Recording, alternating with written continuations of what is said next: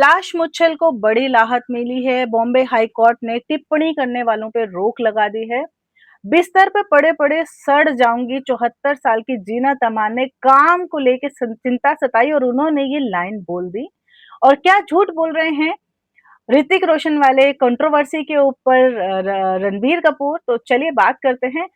फिलहाल जो विक्रम भट्ट है वो उनकी जमानत के ऊपर अभी जो सुनवाई हुई है और उसका जो नतीजा आया है उसके ऊपर भी बात करेंगे। तो चलिए स्टार्ट करते हैं आज के इस वीडियो पे। फिलहाल मैं आपको बता दूं कि रणबीर सिंह में और सॉरी आलिया भट्ट में और बॉबी देओल में कुछ खटपट हुई है। कहाँ हुई है, कैसे हुई है, इन सारी चीजों के ऊपर बात करेंगे। चलिए स्टार्ट करते हैं आज के इस वीडियो को। नमस्कार दोस्तों, आप लोग देखना शुरू कर चुके हैं रेखा सिंह अनफिल्टर्ड। तो आज की कुछ चटपटी खबरें मैं लेके आती हूँ और इन्हीं खबरों को थोड़ा सा विस्तार में रखते हैं। सिंगर और म्यूजिक कंपोजर पलाश मुशल काफी दिनों से विवादों में घिरे हुए थे।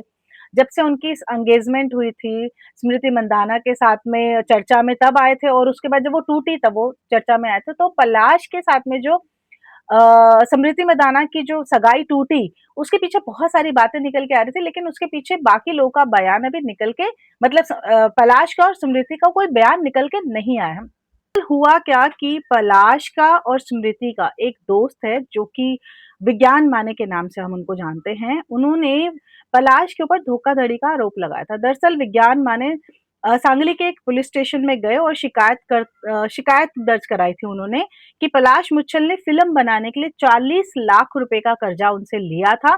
और इस मामले पर पलाश मुच्छल ने विज्ञान माने को अपने वकील से 1 करोड़ का मानहानि भेज दिया था। 13 फरवरी को विज्ञान माने के द्वारा दर्ज किए गए मानहानि के शिकायत पे बॉम्बे हाई कोर्ट ने पलाश मुच्छल को राहत दे दी है। रिपोर्ट के मुताबिक बॉम्बे हाई कोर्ट ने विज्ञान माने के खिलाफ एक नोटिस जारी किया है। दरअसल कोर्ट ने इस नोटिस में विज्ञान को सख्त निर्देश दिए हैं कि पलाश के खिलाफ पब्लिक में टिप्पणी नहीं कर सकते हैं। इस बात की जानकारी पलाश के वकील श्रेयांश आर सिंधारे ने इसको कंफर्म भी किया है। दरअसल पब्लिक में इस तरह से टिप्पणी करने पर उनकी छवि खराब हो रही है।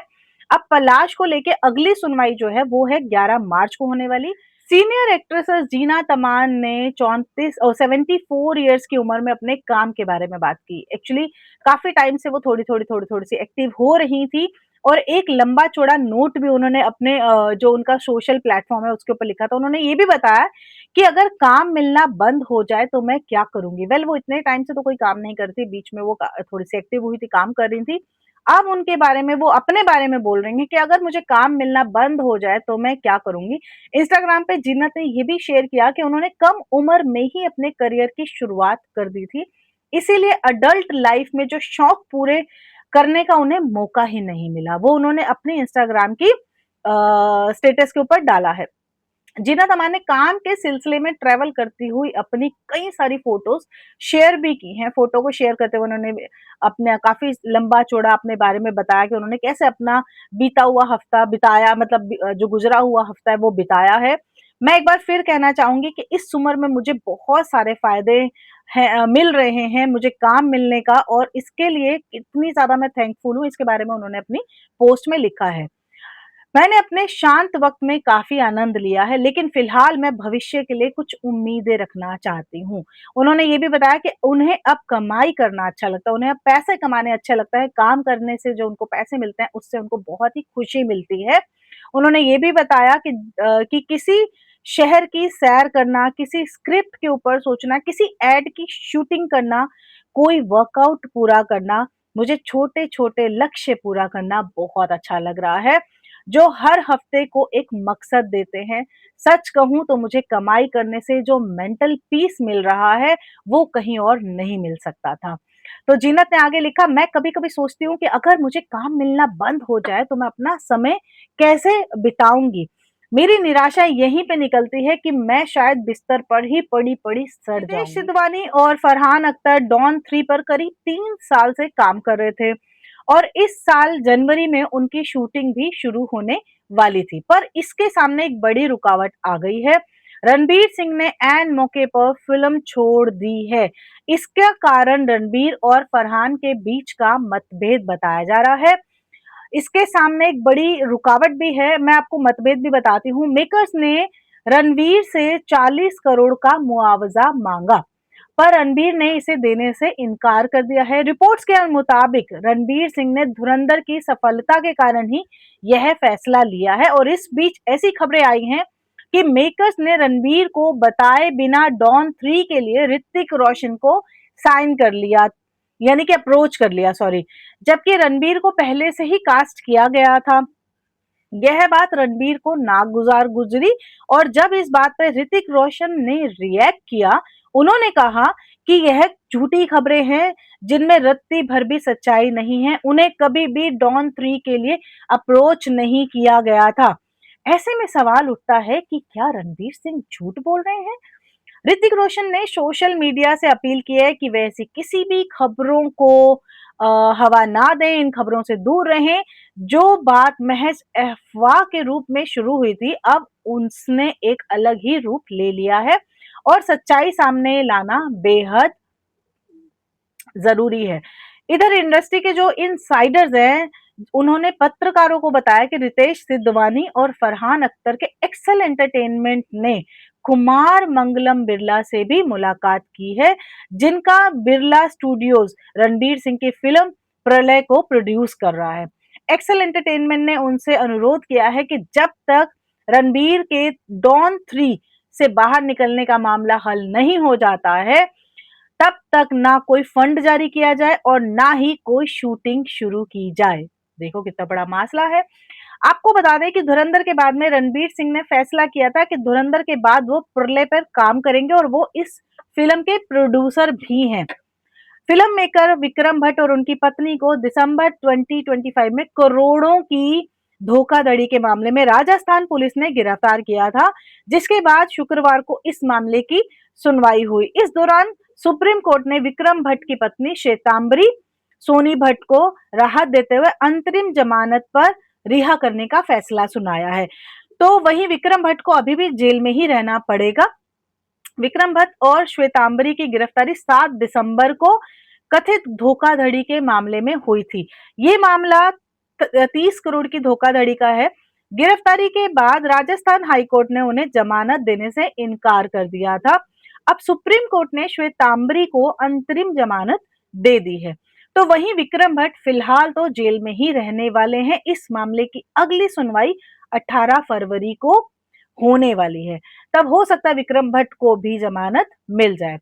यशराज फिल्म स्पाइक यूनिवर्स की अपकमिंग फिल्म अल्फा की शूटिंग चल रही है और पहले यह 2025 में क्रिसमस के मौके पे रिलीज होने वाली थी, लेकिन फिर इसे पोस्टपोन कर दिया गया था। फिलहाल इसके सेट पे आलिया भट्ट और बॉबी देओल के बीच खबरें, थोड़ी सी उनमें खटपट की जो खबरें हैं वो सामने आ रही हैं। रिपोर्ट में दावा किया गया कि दोनों के बीच एक सीन को लेके बहस छिड़ गई, जिसके बाद आदित्य चोपड़ा को सुलह कराने के लिए बीच बचाव करना पड़ा। दरअसल एक तेलुगु वेबसाइट है जिसकी रिपोर्ट के मुताबिक आलिया भट्ट और बॉबी देओल के बीच सेट पर टेंशन पैदा हो गई। बताया जा रहा है कि आलिया भट्ट एक सीन में कुछ क्रिएटिव एडवाइस दे रही थी, लेकिन बॉबी देओल को पसंद नहीं आया और उन्होंने उस पर ऐतराज जताया। इससे दोनों में अनबन हो गई और सेट का माहौल बदल गया। फिर आदित्य चोपड़ा को इसमें दखल देना पड़ा, जिससे शूटिंग सही तरीके से पूरी हो सके। इस फिल्म में आलिया भट्ट और बॉबी देओल के अलावा शर्वरी बाग भी काम कर रही हैं। फिल्म के जो भी वीएफएक्स हैं, उसका काम अभी बाकी होने की वजह से 26 अप्रैल अप्रैल 2026 तक के लिए इस फिल्म को पोस्टपोन कर दिया गया था। यशराज फिल्म के स्पोक्स पर्सन बताते हैं कि ये मूवी 17 अप्रैल 2026 को रिलीज की जाएगी।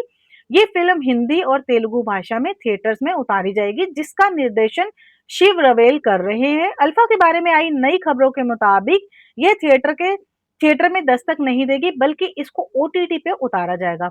मतलब आलिया भट्ट इसके खिलाफ है। दरअसल आदित्य चोपड़ा को लगा कि मर्दानी से वुमेन ओरिएंटेड फिल्मों को बढ़ावा मिलेगा, लेकिन ऐसा हुआ नहीं।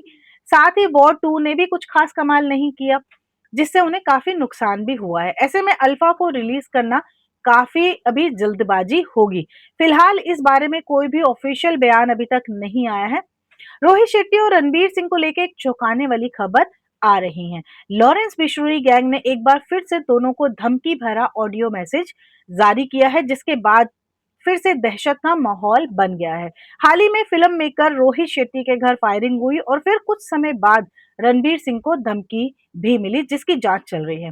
मीडिया रिपोर्ट्स के मुताबिक लॉरेंस बिश्नोई गैंग के करीबी माने जाने वाले हैरी बॉक्सर ने एक नया ऑडियो मैसेज जारी किया है, जिसमें रणबीर और रोहित को डरावनी धमकियां दी गई हैं। इससे साफ कहा गया है कि अगर उनकी मांगे पूरी नहीं हुई तो ना केवल वो इन सितारों को बल्कि इनके पूरे स्टाफ को मौत के घाट उतार देंगे। इस खबर से सोशल मीडिया पर हंगामा मचा हुआ है।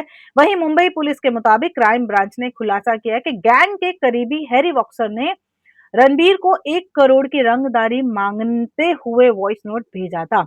मुंबई क्राइम ब्रांच की शुरुआती जांच के मुताबिक व्हाट्सएप में हैरी बॉक्सर की आवाज है। हालांकि अधिकारी अभी भी मामले से जुड़े और सबूतों पर काम कर रहे हैं। वॉइस नोट के फोरेंसिक जांच के लिए भेजा गया है और रिपोर्ट्स की अभी भी इंतजार की जा रही है। क्राइम ब्रांच के मुताबिक फिल्म मेकर रोहित शेट्टी के घर के बाहर जो फायरिंग की घटना के बाद में रणबीर के मैनेजर ने मोबाइल नंबर पर धमकी भरा जो वॉइस नोट भेजा गया था, मैसेज में धमकी देते हुए पैसे मांगे गए थे। रणबीर धमकी के बाद में रणबीर की सिक्योरिटी भी बढ़ा दी गई थी। टीवी पर पहली बार रामायण बनाने वाले रामानंद सागर के बेटे आनंद रामानंद सागर चोपड़ा का शुक्रवार को निधन हो गया। वो 84 इयर्स के थे। रामानंद सागर के 5 बच्चों में से एक बेटे थे। परिवार की तरफ से बयान भी जारी करके बताया गया कि आनंद सागर इस दुनिया में नहीं रहे। उनका अंतिम संस्कार 13 फरवरी की शाम पवन हंस शमशान घाट में किया गया। ये खबर मिलते ही कई सेलिब्रिटीज उनके अंतिम संस्कार में शामिल होने के लिए भी पहुंचे।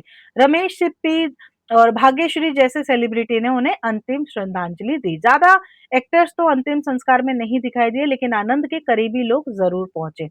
एक्ट्रेस भाग्यश्री अपने पति हिमालय के साथ नजर आई थी और वहीं शोले के डायरेक्टर रमेश सिप्पी अपनी पत्नी किरण जुनेजा के साथ दिखाई दिए। आपको बता दें कि आनंद रामानंद और लीलावती सागर के 5 बच्चों में से एक थे। वो सागर आर्ट्स प्रोडक्शन हाउस की दूसरी पीढ़ी से ताल्लुक रखते थे। उन्होंने कई प्रोजेक्ट का निर्देशन भी किया, उन्हें बनाया और जिनमें 2008 में बनी रामायण का भी रीमेक शामिल है। इसके अलावा उन्होंने अलिफ लैला जैसे कई शोज भी किए। तो दोस्तों ये थी कुछ बॉलीवुड की ऐसी खबरें जो आपको जानना ज़रूरी था। होप करूँगी आपको ये अच्छी लगी होंगी। कमेंट करके ज़रूर बताइएगा आपको कौन-सी वाली न्यूज़ ज़्यादा अच्छी लगी है। अभी तक अगर आपने चैनल को सब्सक्राइब नहीं किया तो जल्दी से कर लो। राधे-राधे।